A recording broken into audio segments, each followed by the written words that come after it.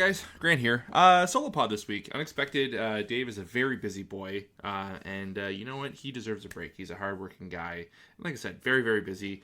But I'm going to jump in because there's actually like a lot. There's not a lot to talk about, but there's a really, really cool article I want to get into a little later that I'm probably going to dissect some of it. I think it's very interesting. I think, if the fan base hasn't seen it yet, the anime fan base in general, any listeners of the show haven't seen it yet, I'm just going to break down some because it's really, really cool. But anyways, I'm just going to open up with some spring premiere follow-ups. So I know last week, Dave and I talked at length about, the 8 premieres that I watched. There's one new one, which we'll start with, Kaiju No.8. This was a manga that I had read, I got for Christmas. I've been talking about it a few times over the past couple months that I really, really enjoyed. And, by the time I had received it at Christmas, the anime was already announced.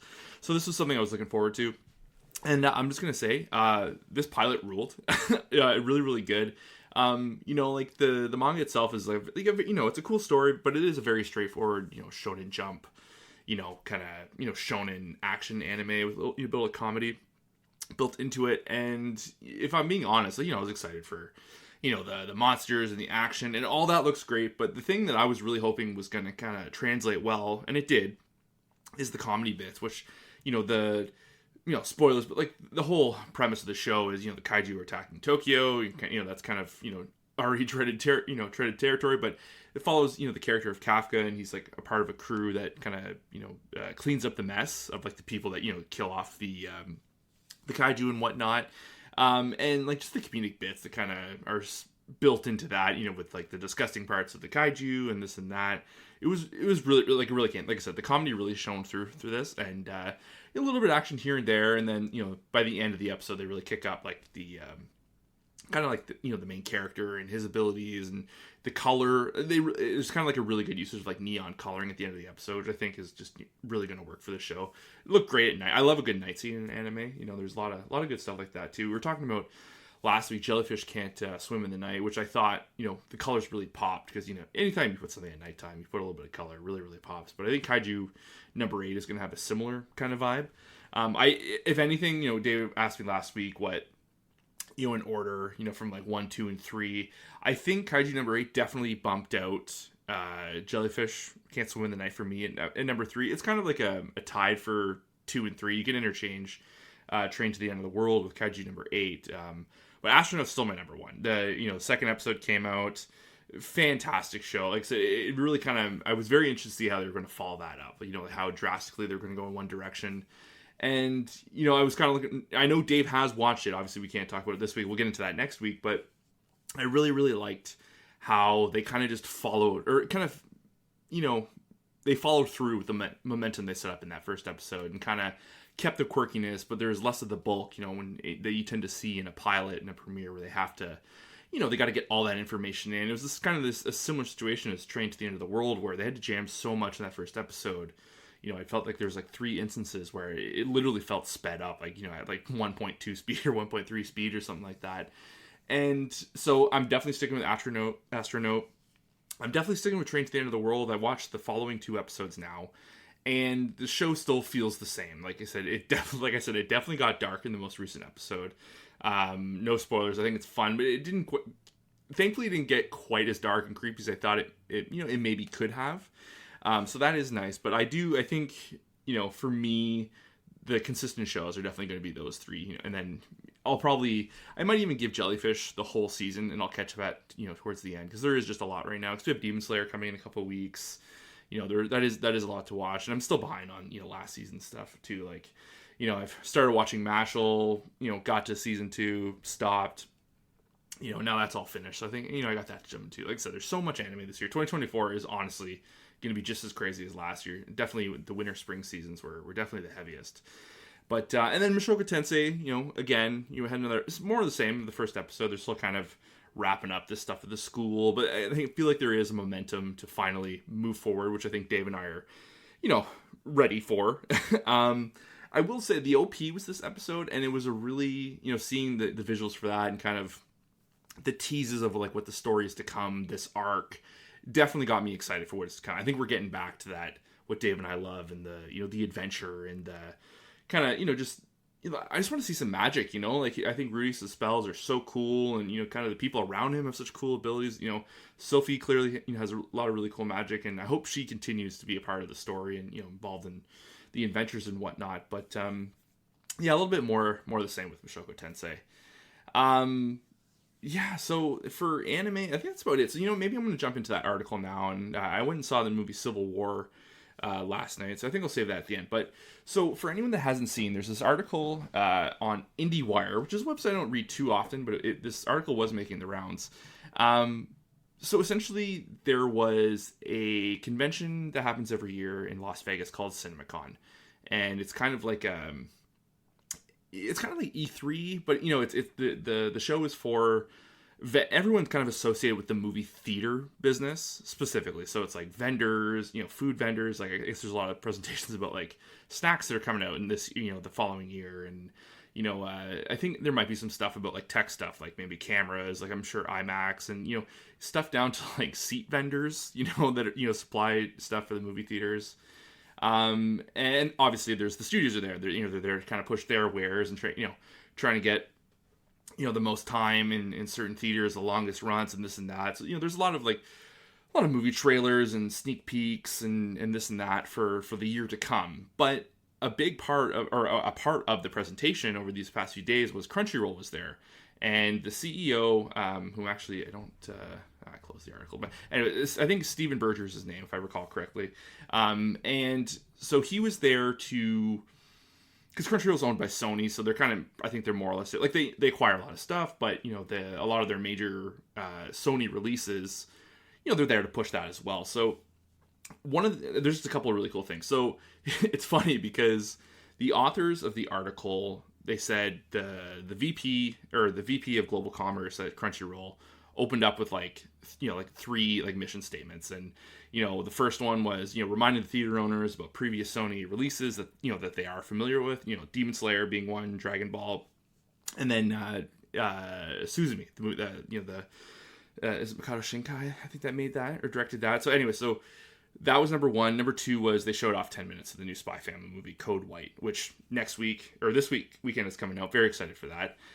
And then number three was just straight up like an explanation of what anime is to all of these like middle-aged, Midwest or middle America kind of located theater owners and vendors and whatnot. And it's funny, in the article, the authors are just like, they really should have opened up with this, because there was kind of like, some like polite clapping and all that, but it kind of felt like maybe a little dead air in the room.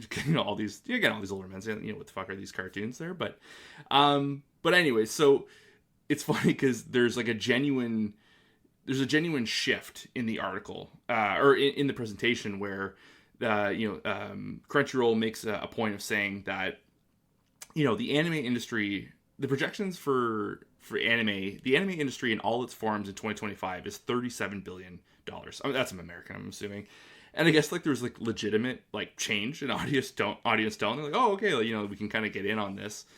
And but he had some really, I think, as an anime fan, there were some quotes that he gave that, I know sometimes these companies, when they're there marketing their wares and they're talking about fan bases and the cultures around a fan base, a lot of the time it can be, I don't know, maybe a tad tone deaf, but kudos to this guy. And again, I really should get the name. I think it is Steven Berger. But so one of the quotes I liked was, what I love about the theater owners and this business is we all, to some level or another, understand fan culture. It's what we've built this on. I think anime fan culture is a whole different level, which I agree, it's very niche, but very vocal, again, it's, there's always vocal minority on the internet, but it is, how many, I know fan base people buy DVDs, they love movies, they love their shows, but how many times do you talk to an anime fan? I got this full complete this year. I got these, I got these, this art for my wall, and I have all these figurines, and I have, this, freaking Gunpla kit and this and that. It's very, very, very dedicated. So and it is different, every subculture has their own thing, but I do agree with that quote. And another really interesting thing, I don't know if this is them kind of blowing up their own smoke, but I thought it was funny in the article. He says, Crunchyroll can fill a theater, whether on a Tuesday afternoon, a Thursday night, or even an opening day Friday. Crunchyroll can build the hype too. We talk to anime fans every single day. We don't have to fire up our fan base for a theatrical run. They're already fired up. They are already fired up. I could not agree more. Like, I have been, begging for Haikyuu, the dumpster battle, for like almost over a year now. And that was a big thing in this article too, or the announcement came along with this conference at CinemaCon, May 31st. That's coming out, so fucking count on it. I will be there. We'll be reporting.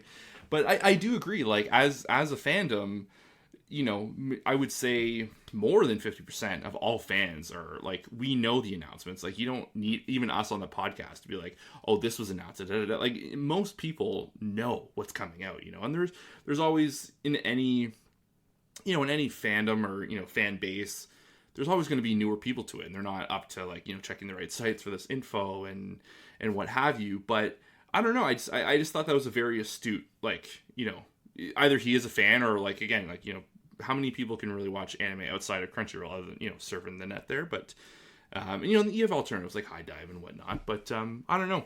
I thought that was really cool. Another cool quote I liked was, perhaps the best part, anime fans don't age out. He told the crowd, or Berger said he told the crowd that rather than try and be something for everyone, they'd rather be everything for someone. And I agree. Like, there's so many genres. Most people don't just stick with one. Maybe it's one or two, but very rarely is it just they only watch one type of show, And if you like it once, you're always going to like it, right? Unless the storytelling gets boring. But, I think not even just in the span of the show, like, I've been in and out of anime since, early preteens. Like, I have no intention of stopping anytime soon. And I don't know. I just it was really, really, really very locked into the fandom. It's good to see someone involved with Crunchyroll that kind of gets it. I'm assuming most people do, but and then that was the other thing too. So there's announcements for the North American releases of Haikyuu, the Dumpster Battle, and Blue Lock the movie episode Neji. I wonder if Dave's gonna check that one out, because I know he was a big Blue Lock fan. And then another really cool stat is that was brought up in the presentation was the Haikyuu movie, the Dumpster Battle, is currently the biggest movie in Japan in 2024 so far, with a box office gross of 57 million American. I think it's 8.75 billion yen for them. But I love to see it. I fucking love Haikyuu. So good. I am beyond excited for this movie.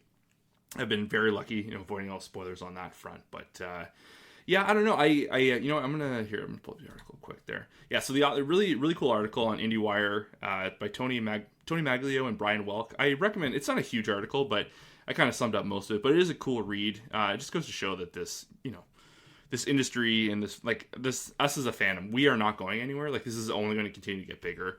And sometimes there's a lot of doom and gloom with the industry, and I agree that there is a lot of problems, and Dave and I have talked about it umpteen times on the show, and there needs to be some course correction, but as it gets bigger, more eyes on it, and people see the quality of the work, and people struggling on it. But I don't know, I think this is good times to come. I think we have some big blockbuster-esque pushes coming from Japan into North America, and honestly, my biggest takeaway from this is maybe we don't need to wait like a year and a half to get some of these. Like Haikyuu came out, I think mid or like a fall 2023, if I'm not mistaken.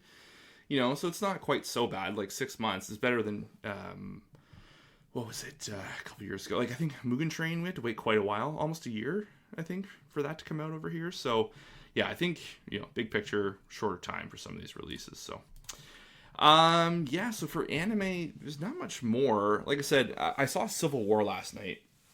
I don't want to get into it too much, because I know Dave, really, really wants to see this one, and this is like, it's. I haven't actually gone online too much. I'm trying to avoid this, just kind of like the. I feel like Reddit's going to be a bit of a cesspool with this one. Like, just anytime you have a subject matter like this, and from a director can be very abrasive and strong in his opinions and in his messaging. I love the movie. I thought it was great. It's interesting. Like, I'm not American. I'm just an observer of, kind of the politics in that country. And, Canada's not like wholly different, but it is like a little bit of a different flavor when it comes to arguments between, you know, party ideologies, and like, so we have it, but we don't, not quite to that level. And again, I'm not going to get into that, but this movie is that, right? And I think it toes a very interesting line. I think my biggest takeaway with the movie is how they played with like history. You know, like there's no like given date when the movie takes place, and you kind of as you're watching the movie, and they're very vague on the events that kind of led to this. And you're like, oh wait, like has this kind of been going on maybe, or like the early setup for this is like 20 years prior, but it feels very of today. You know, it could be even like in the future by like 15 years or something like that. You know, you couldn't tell by like technology and that kind of thing. But very good movie. Kirsten Dunst is an OG. I fucking love her. She is so good in this movie. I wish she was in more things. I think the last thing I saw her in was Power of the Dog a couple years ago, which she was really good in that. But I don't know. It's a hard movie to recommend because it is incredibly heavy. You know, and everyone has their own political thought. They might not necessarily love what's being presented about their side of whatever, you know, like it matters. You know, we're all just trying to get through the day there. But I don't know. I think if you are going to see this movie, see it on as big a screen as you can, with the best speakers possible. Like this movie is getting an IMAX run. I'm not sure if it was shot on IMAX, but you know, I didn't regret that I didn't see it on IMAX, but like within 10 minutes, I was like, oh shit, like a drive might have been worth it, you know, planned out a weekend, go see this. But it was a really, really good movie. Very well shot, beautiful. One of the other main characters, I think her name's Kaylee Spaney. I don't remember. I went and saw it with Bronson last night. He had rhymed off a couple things that she was in. One of them I did remember, but I'm blanking now, so it's not really good for the podcast. But I don't know. Civil War, it's a good movie. It did really well. Considering I think it's the biggest opening weekend for A24, who put this out in their career. Like it's a, you know, for what it is a pretty big blockbuster for them. Yeah, no, it was really cool. I don't know, like pretty grim. Like we kind of like walked out of the theater and we're just like, you know, it's one of those movies you're kind of just sitting with it. You know, you don't have much to say because you're just trying to take it all in. Yeah, I don't know. It's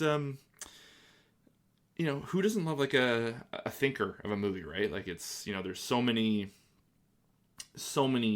ideologies kind of wrapped into it, and it's so harrowing, and you know, sometimes it does a really good job at like forgetting about the ideologies and just trying to like get through something. And I don't know, I could ramble about this. We will talk about this again on the podcast, guaranteed. As soon as David sees it, we are going to talk about it. But so that was Civil War, and all I have left is Fallout, the new Amazon series. I am a huge Fallout fan. I remember, I can distinctly remember getting Fallout 3 for Christmas and kind of being one of the few times my parents just like bought me a game. You know, like I had heard about it and this and that.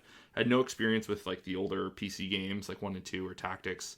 And it was, you know, it was just a used copy of Fallout 3, had come out that year, and it completely took over my life. Like I was, you know, obsessed. And Fallout 3 and New Vegas is one of my all-time favorite games, and you know, I know people had to choose with 4, but never played 76. But anyways, I haven't watched all of it. I've only watched the first episode, just haven't had the time. But they fucking pulled it off. Like, this is Fallout, like, unabashedly. They, you know, Fallout is a very, you know, kind of goes hand in hand with Civil War, kind of now that I think about it, but you know, this is, you know, it's a post-nuclear story, and just kind of shows how even when the world has kind of like gone to shit, all the evil men, all the evil people from the before times and all the machinations they've set up, they're still just like, you know, fucking with people, you know, running experiments to the very end. And, you know, there's just a very grim humor to the world and a silliness, but also like can just get very real at times. And I remember when they announced this, you know, if there's anything, like, I think this is one of the more recent shows for me where I'm just like, come on, like, let's just leave it alone. We don't need an adaptation of every single video game, and, you know, live action and adaptations and this and that, like in movies. And but I was genuinely surprised with this. They nailed the tone out of the park. The cast is amazing. Walton Goggins is one of my favorite actors, you know, from Justified, and I remember his parts in Sons of Anarchy. Like, he was just, every time he's on screen, you know, and on The Shield, like, you know, he was amazing in that. Like, just any time he's on screen, he just has this charisma to him that you, like, for me personally, and, you know, like, I'm just drawn to him. Like, he's so charismatic, and just, you know, his line deliveries and just kind of the way he carries himself, and you don't get too much of him in the pilot there.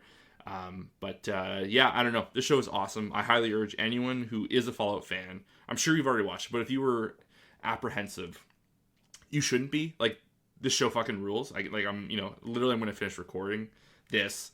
I'm gonna go watch episode 2, and yeah. So fucking Fallout, man. God, this is one I was so blown away when I watched. I could not believe how good the first episode was, and I've talked, good friends of mine who are Fallout fans. Talked to them who ripped right through it, and it's good through the whole way through. I believe it got a season 2 announcement almost right off the bat. So yeah, that's kind of it for me today. I don't have a whole lot. These solo pods are so hard. I don't know how Dave does them so often with such swift effectiveness. I don't know. I feel like I'm just rambling. I feel like I'm an idiot talking out loud. Glad no one's home right now. It's just me and the dog and the cat. And they're staring at me as we speak. So anyways, that's my time to hop off and sound like a crazy person. So anyways, thank you guys. Please check out the socials on Instagram, and Dave does TikTok. One of these days I am going to finally make a reel or a TikTok video, maybe do a bit of a face reveal at some point. I hate looking into a camera, but we are going to do it. That is my goal to get that done. So anyways, guys, talk soon. See you next week. Bye.